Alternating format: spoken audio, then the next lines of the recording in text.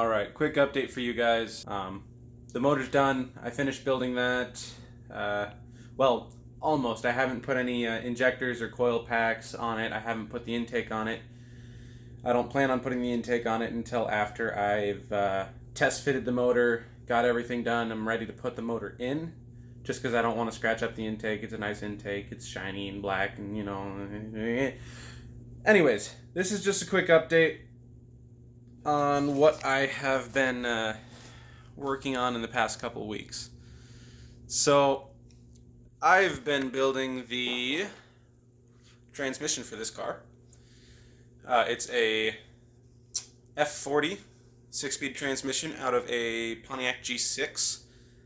Now, I am also putting a Quaife limited slip differential into this gearbox. But after cleaning up the transmission that I got out of the junkyard, after sandblasting it and painting it and making it look pretty, cleaning out the inside, I cleaned this gearbox probably 12 times just to make sure it was absolutely perfect. I noticed something on the case. How about I just show you instead of telling you? So here is half of the case for the transmission. While I was working on it, I was pulling it back apart to change out the shims for the differential, because the shim that was in this transmission was too big for the differential, so it wouldn't spin. I found something on the trans that didn't make me very happy, which is this little guy right here, if the camera will focus on it. You couldn't tell that that was there originally when I got the trans, but after cleaning it and painting it and getting it looking all nice, you can see there's a small crack on the trans case. Sorry if the camera won't focus, but it's right there. Small crack. Goes along the side here and down inside there. Now this isn't a huge deal. It is a superficial crack. It doesn't actually go all the way down to the meat of the transmission. It's just on this lip here. But I am going to take it to work tomorrow with me and see if one of my buddies at work can weld it. He is a certified welder and he welds aluminum. So we'll see what happens. But I just wanted to make this to update you guys, show you what's going on. But we'll figure it out. And if I can't fix this one or this doesn't work out, I'll be going back to the junkyard and finding another one. Good news, good news, good news. So, got the transmission casing back from the welding shop. The guy I had at work is actually on vacation, so he wasn't able to weld it for me, but I did take it to an Iron Mike's in Kearney, Missouri, and he welded it up and machined the surface for me. Real nice and smooth. Should be no issues there. I'm not going to clean this up because it's on the back of the transmission, so you won't really see it when it's in the car. Just a lot of unnecessary work. But now that we've got that fixed, we are working on... Ow! Sorry, I just got stabbed by a bandsaw. That wasn't fun. But now we're fitting the Quaife limited slip differential in here. I just had to order a bunch of shims from GM, different size shims. Here's part numbers. I think that's the smallest, next biggest, and so on. As the part numbers go up, they get bigger.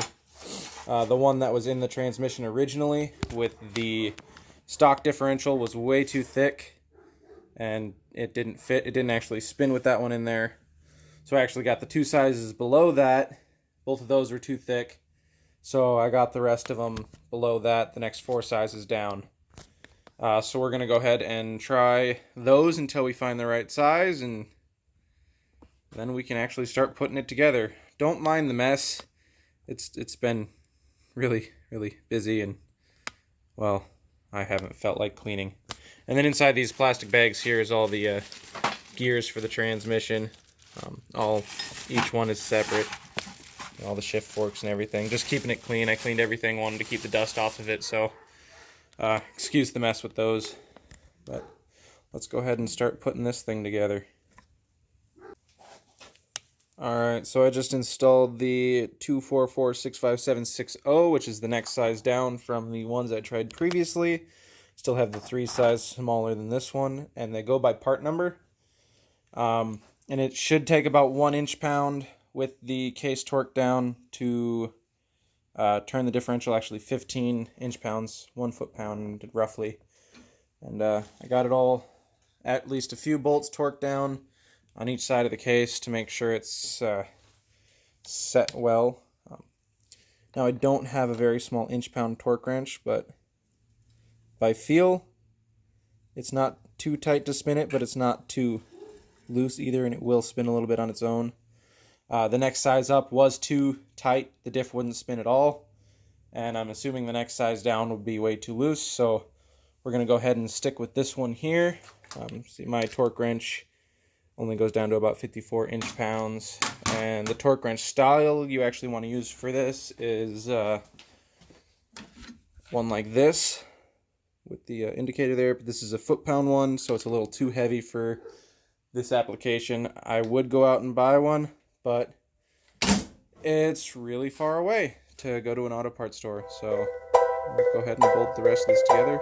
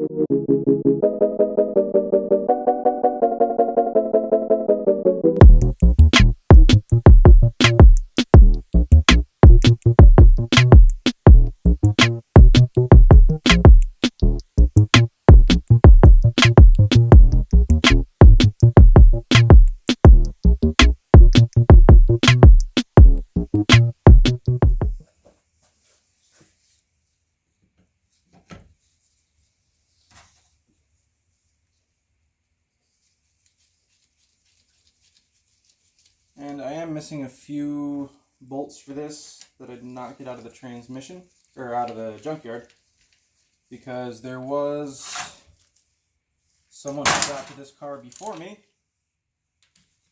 took a few things off this transmission, including the reverse sensor and the speed sensor, so I had to get those off of another car, but I'm sure I can find something that'll work for these. It's all tight on there. It does go into all the gears, thankfully. So now I have to put the slave cylinder on. I do have the speed sensor right here. I haven't cleaned it up yet. I gotta go put that bracket through the sandblaster and make it all nice and pretty before I stick it on there. Let's go ahead and get the slave cylinder put on this thing. I have the new slave cylinder right here, all nice and shiny and new. It's nice and pretty.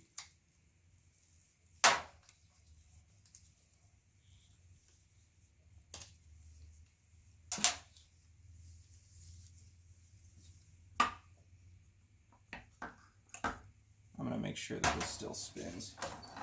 Oh, like butter.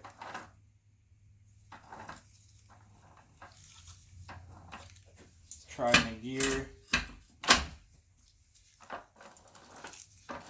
Very nice.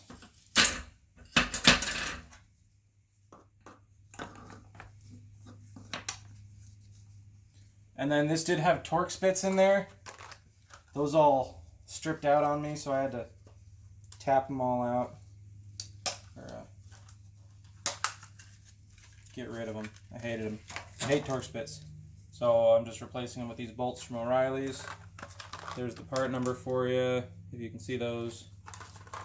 Same length, same thread pitch, same size, so should not affect how this bolts in here.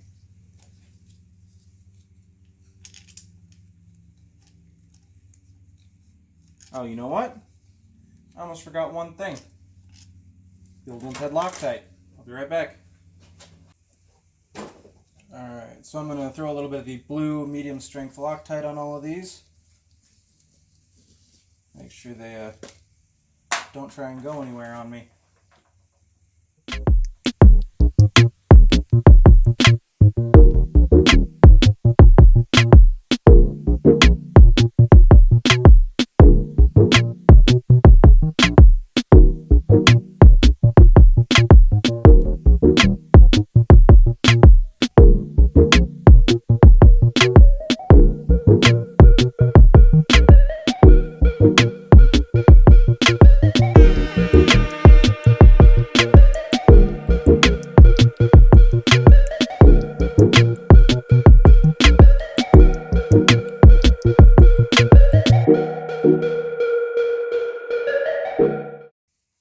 Look at that.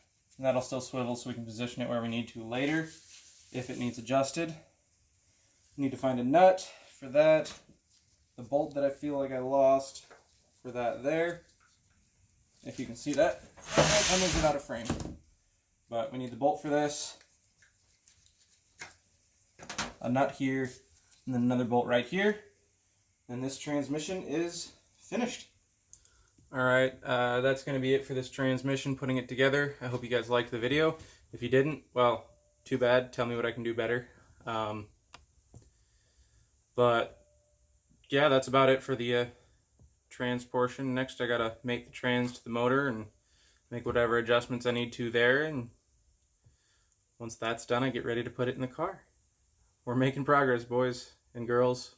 I doubt there's any girls watching this, but we're making progress. Thank you guys so much for watching. Have a good night.